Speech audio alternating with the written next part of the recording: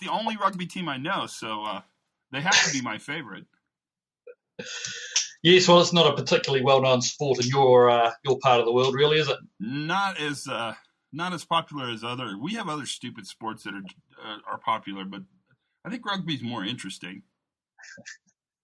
Excellent. Well, we'll have to see if there's a game on. Maybe we can just ask the All Blacks to put on an exhibition or something, and we'll get you along to it. Well, you could probably do that because it's New Zealand. You guys all know each other. That's right. Actually, I met Ron Gant about 6 months ago, and I introduced myself as Greg from New Zealand, and he said, "Is there only one of you?" And the sad thing is, the answer was yes. You're the only Greg in New Zealand.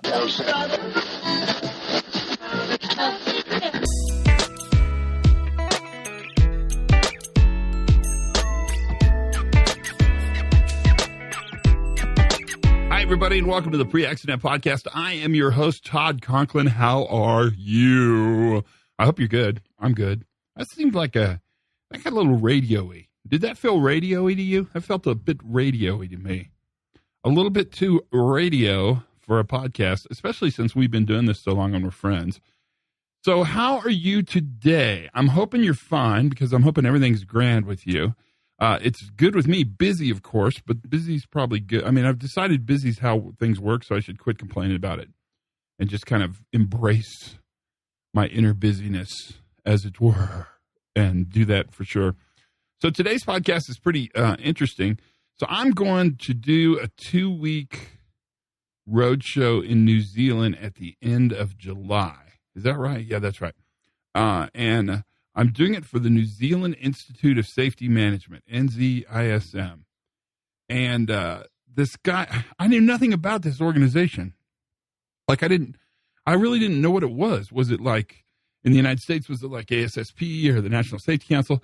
And so I did a little research and started asking some questions, and it became really obvious that I probably should do a little podcast on this because there's a ton of people that listen to this podcast in New Zealand. So, I don't want to shirk them. They're an important part of it. Plus, anytime you can have the New Zealand accent on the podcast, I always kind of think it's worth our time. It builds character for all of us included all the way around. So I interviewed a cat who is their, I think, a president. I should know this. Yeah, I think a president, a director guy, but I think the actual title is president. And his name's Greg Dearsly. You heard him kind of at the introduction of the podcast. And so today we're going to have a conversation with Greg Dearsly, really about, not necessarily about what the New Zealand Institute of Safety Management does, although we're going to talk about that a little bit, but really what the New Zealand Institute of Safety Management is doing, because it's the future part of this in safety that I think about a lot. And I don't know if you know this, but New Zealand has really stepped up and kind of embraced this more modern thinking around safety management. And it's because they've had some events, there's no question about it, and it's because they're really trying to tackle fatalities and catastrophic failure. But they've brought in Daniel Hummerdahl to be sort of their creative thinker at the regulator level and to really look at and understand how safety works. It's very exciting. It's a great little experiment. It's a good place to do it, too. And I think this will be kind of fun. I know, hanging out with my friends in New Zealand, if you're around and can go to one of the little workshops they're having, please come. I would love to see a friendly face in the classroom. That would be great. Plus, I'd love to see you and hang out. We can have a great time. There's no question about it. It will be a ton of fun. But as far as the rest of the world's going, man, it is a crazy time to be alive. Just the explosions in Illinois and industrial planes running off the end of the runway, planes pulled from the air. It's a really interesting time to be involved in safety. I know you know that because we're hanging out together. I mean, you do this for a living. It's unbelievable to me how interesting the world of reliability and safety has become. And I wonder, I should ask you this. You'd know this better than me. Has it become more interesting, or have I become more interested? Does that make sense? That come out all right? Yeah, because right now, the whole way we talk about and think about safety has become incredibly interesting to me. and interesting to a lot of other people as well. And so I don't know. It's going to be fun to watch. I've got tons of interesting stuff to share with you, and tons of really good. I'm very psyched about the podcasts that are coming up. It's getting really fun. I mean, there's some people on here that I never imagined I'd get on the podcast, and so that's exciting. I mean, that's super exciting. If you ask me, you didn't, but if you were to ask me, that's probably what I would say about it. So maybe we should just jump into this little conversation that I have with Greg Dearsly, because that might be an easier way to get started. And then if there's things we want to point out and talk about, let's talk about them at the end. That's coming up. So without any further ado, maybe a tiny bit more ado, because I just like saying the word ado, but let's listen to a conversation that I had with Greg Dearsly and the New Zealand Institute of Safety Management. And we're going to talk about safety, New Zealand, and my visit towards the end of the month of July of 2019. Here we go. Sit back and relax. This is Greg Dearsly. Tell me about the New Zealand Institute of Safety Management. Did I say it right? Yeah, absolutely. So it's an organisation that's been around for about 40 years, and primarily we're there to build capability in the health and safety profession. And while I say we've been here for 40 years, it's become more sort of relevant in the last number of years to build that capability since the Pike River mining disaster that we had here nearly 10 years ago. And I guess one of the things that came out of that was that the health and safety sector lacked some capability and capacity to deliver the services that we do to business. So that's our primary function, is to build that capability, and we do that through promoting excellence within the industry. Do some influencing and advocacy work around new legislation or guidelines that might be getting developed by government or industry groups. We certainly hold a leadership role, and we're involved in various collaborations with other institutions, both in New Zealand and internationally. And we've got a recognition program for people that go through and continually looking for improvement in their capabilities through CPD and just everyday experiences that they have working with their employers or clients. What is it that got you involved? So why are you at the helm of this giant ship of progress? Well, I guess there's two answers to that question. How did I get involved? Like many health and safety people in New Zealand, a job came up. I think that's true for health and safety all over the world. So I think you have lots of kinship with other folks with that one. Or you could have also said, I accidentally found myself having this job. That's also a good answer for health and safety. Well, that's basically what it was. That was about nearly 20 years ago now. But more recently, we set up an organisation called the Health and Safety Association of New Zealand, which was a sort of an umbrella body that incorporates all industries or all professions that work in the health and safety space. So what we call a generalist health and safety practitioner. It includes occupational hygienists, ergonomists or human factor people, occupational therapy, occupational physios.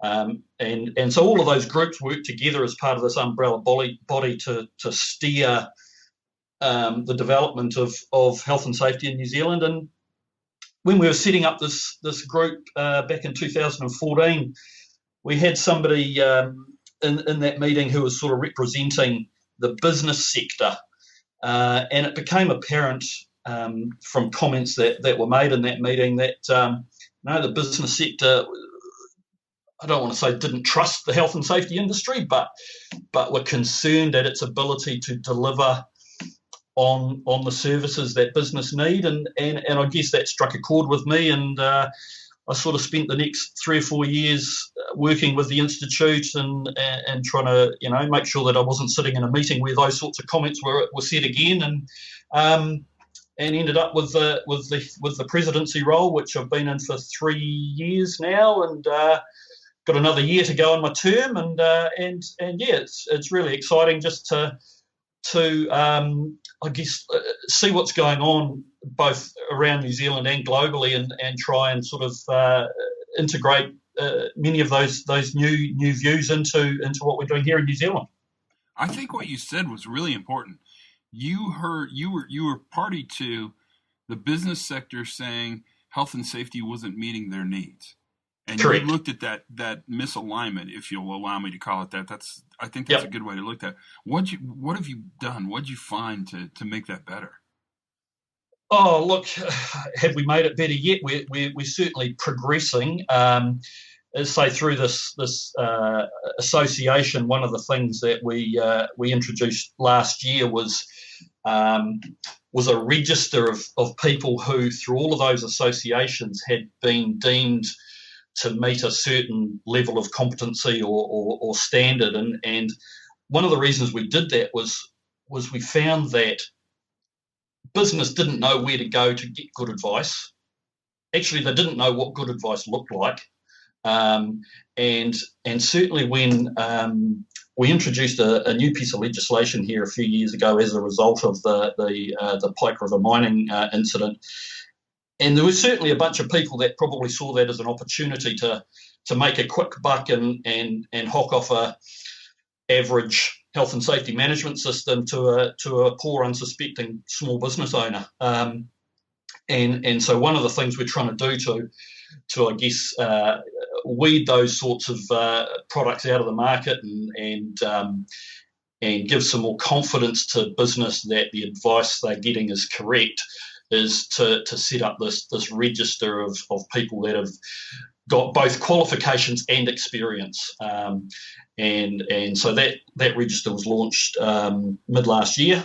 It's still finding its place in the market, but certainly it's gone a long way to giving business some confidence that if they go to this source of information, then the people on that register have been jumped through the hoops in terms of their career development, and so that's something that has evolved over time. I think I've talked a lot there about business, but also from the industry's perspective, there was a lot of concern from the professionals in the industry about where can I go to get good education. What does the competency framework look like? What are the pathways available for me to develop myself and get some aspects of continual development going on in my career going forward? That sounds really remarkable. I mean, that registry idea is really a brilliant idea because it sort of helps establish that baseline, that benchmark of the resources and capacity that's available within New Zealand itself. You guys are such a great place. New Zealand is such a wonderful place because you're so collectively involved with each other. I think that's really an exciting part of what you guys bring to the table. It makes a difference too, I think, don't you? Yeah, absolutely. And one of the things we learned from a few similar sort of experiences from around the world about this register, and one of the things we were very clear on was that as an industry, as a health and safety industry, we didn't want to make the rules. We wanted to go to business and say, what do you want from this sector? So we actually had to go and get that stakeholder feedback from the people that were going to be the users of the service, i.e. the demand side, so that we could design the appropriate systems and protocols for us being the supply side of the argument, if you want to talk about it in a supply and demand type of scenario. So I think it was extremely beneficial to get the business contribution, and we've also got the regulator who had significant input and supports the process as well. So, and I think, as you know, we've got your friend Daniel Hammerdale. Sweet Daniel Hammerdale, I love him. So that was a really bold move by a regulator to employ somebody of Daniel's thinking and the mana that he's got in the sort of the health and safety new view sort of space. So he's now been in that role for 6 months or so, I think. So as the head of innovation for our health and safety regulator. So I think that's got some kudos around the world for them taking that bold step to recruit somebody of his nature. It's remarkable. And put on your future, your psychic sunglasses, your future seeing sunglasses. How do you think this effort that you've done in the last 4 years, how do you think that's going to change the future of health and safety in New Zealand? Look, I think there's a lot of death and serious injuries still going on in New Zealand. We're actually, probably worse than the OECD in terms of our performance in that area. Having said that, from a fatality perspective over the last few years, there is a downward trend. So that's positive. I think, like globally, I'm not sure that business or the health and safety world is focusing necessarily in the right area. I think there's a lot of emphasis put into the word safety and the safety aspects of work and not enough in the health side of things. And we see that globally in the statistics. The ratio between deaths between health and safety is significantly on the safety side. On the health side. And so, there's a lot of promotion here going into, not forgetting the health part of the health and safety, phrase. It's a really important aspect, and I guess if we're thinking about those areas here in New Zealand, big concerns around respiratory illness associated with exposure to asbestos and silica, and issues around exposures to hazardous substances. So I think there's a lot of promotion going on in that area that hopefully will pay dividends in the future in terms of lowering the death and illness rate. I think there's an area that's missed here, which we're still not putting enough effort, I don't think, into understanding, and that's the work-related road toll. And so the number of people that are dying in vehicle crashes who are at work at the time. We've just got this sort of focus on the road toll as that however many hundreds of people die every year. But we don't really put any focus on understanding it from a work-related perspective. And actually, the number of people that it is estimated that die driving while at work is significantly more than the number of people that die due to safety incidents at work, whether it's involved in a forestry event or an agricultural event or a machine guarding event. So those are some of the areas that I think we need to focus on in the future, and I guess added to that is understanding the future of work from a AI perspective, the impact that's going to bring in changing the nature of work, and so we have to keep our eye on that ball. We've got the so-called this gig economy of people just working in different ways, whether it's working from home or different types of methods of working is something that we're going to have to just keep focusing on for the future. So those are probably the areas that we need to make significant gains on and keep our attention on. Wow, I'm quite impressed that you've thought that much about the future. That was an impressive list. Every one of those is important too. Each one of those would be a really valuable, pretty significant project. Collectively, there's a lot going on there. So I'm coming out to see you, right? You are, absolutely. Really excited, looking forward to it. I know you've been here a couple of times before, but I don't think you've been here and done a big old road show like this. So, we've got, I think, 6 or 7 stops around the country in the last 2 weeks of July. Just using this opportunity to do a bit more promotion for the event, and I know there's a number of people in New Zealand that are hooked into your podcast, so hopefully they can hear this one and get it out to their stakeholders, and looking forward to hosting you around the country in a couple of months. Yeah, let's make a deal. If they hear about this on the podcast, I will take a selfie on my phone of them and I, and promise to never put it up on the internet. But if they didn't hear about it on the podcast, I'm going to take a selfie of them and I will put it up on the internet. Is that a good way to do that? Yeah. Sounds like a plan. So last 2 weeks of July, we'll be there. And how do they contact you? They can go to our website, www.nzism.org. and tickets can be purchased via that method. Last 2 weeks of July, starting in the beautiful city of Tauranga on the 15th, and ending in New Plymouth, which I think you've been to New Plymouth before, which I think maybe your first visit here might have been to the petrochemical sort of sector down in New Plymouth, possibly a couple of years ago. Yep. So we're ending up there on the, I think on the 25th of July. So sounds like fun. We're gonna have a good time. And so can you give us a flavour of what you might be talking about? Well, so it's really great because I want to talk a lot about this idea of fatality and critical catastrophic failure. And I want to couple the fact that I think one of the issues we have around catastrophic failure is that there's a preference towards prevention, which moves us away from controls. And then I want to talk about really the journey you guys are on in New Zealand that goes beyond compliance. And that's kind of what you hit in your little discussion. We're at a place now where really the traditional definition that we've used for safety in industrial setting is not nearly as impactful as it once was. And so we're going to have to redefine the way we think about safety, definitely redefine the way we think about safety in the future, kind of like you gave us a great description of, and then really talk a lot about this idea of catastrophic failure and fatalities. Plus, I might add, we're going to have a lot of fun because there's really no reason to do these meetings and not have a good time. I can almost ensure that the good time will be had by all. It's all part of it, right? You bet. Well, this sounds great. Thanks for your time. No, thank you. I can't wait to spend time with you.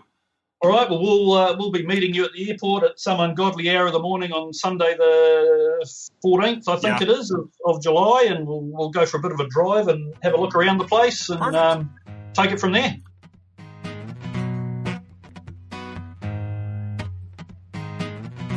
So that was a pretty fun conversation with Greg. What'd you think? It's interesting. To me, the interesting part of all of what we do, the health and safety stuff we do and the reliability stuff we do, is the combination of the holistic understanding people are starting to have around the combination of well-being, health, and safety. And really, you can probably expand that out to psychological safety and to mental health. But this whole notion of worker wellness or of wellness, I don't even know if worker wellness that's probably too defined. This idea that a healthy, happy person is a safe and productive worker, that's a really interesting idea. And we have to be careful because it forces us to look at wellness. I mean, I think we have to look at a holistic view of wellness and health the same way we look at a holistic view of safety. And so we have to look at what's going on in the world that is actually impacting people's ability to be healthy and safe. And then can we remove the resistance towards making the world a better place? Or are we going to continue to sort of double the pressure to get better? And that becomes a really interesting question. I mean, it's kind of like, there's been a lot of discussion around opioids and drugs, really fentanyl, right, around the world and how dangerous it is. And that makes me, when I hear those discussions, it makes me think about what we do for a living. Because you can look at it and say the person using the drugs who almost always dies is a bad person.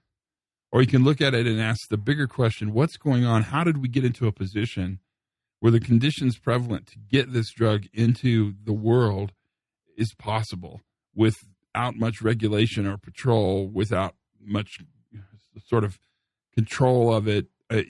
And that balance between seeing the world as filled with free agents, individual people who make their own decisions, masters of their own destiny, if I can use a Seinfeld reference there, right?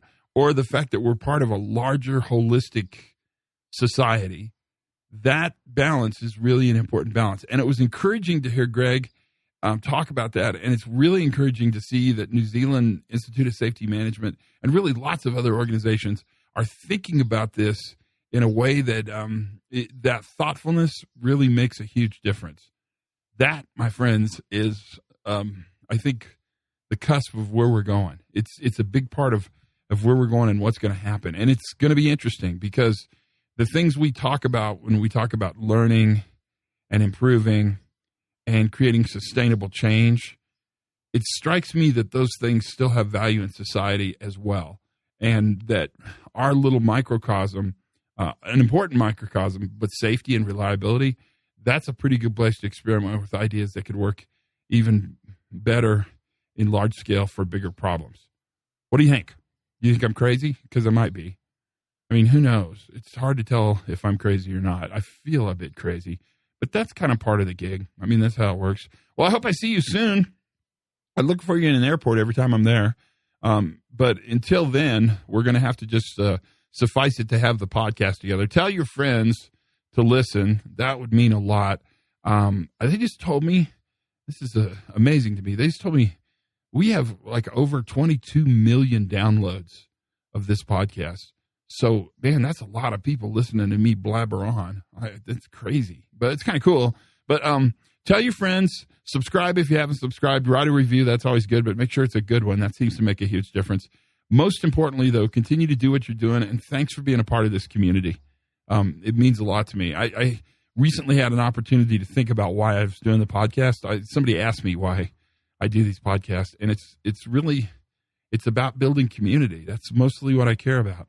So until then, the bunch of books are on Audible. You can get them on Audible if you want to. You asked for it, so I did it.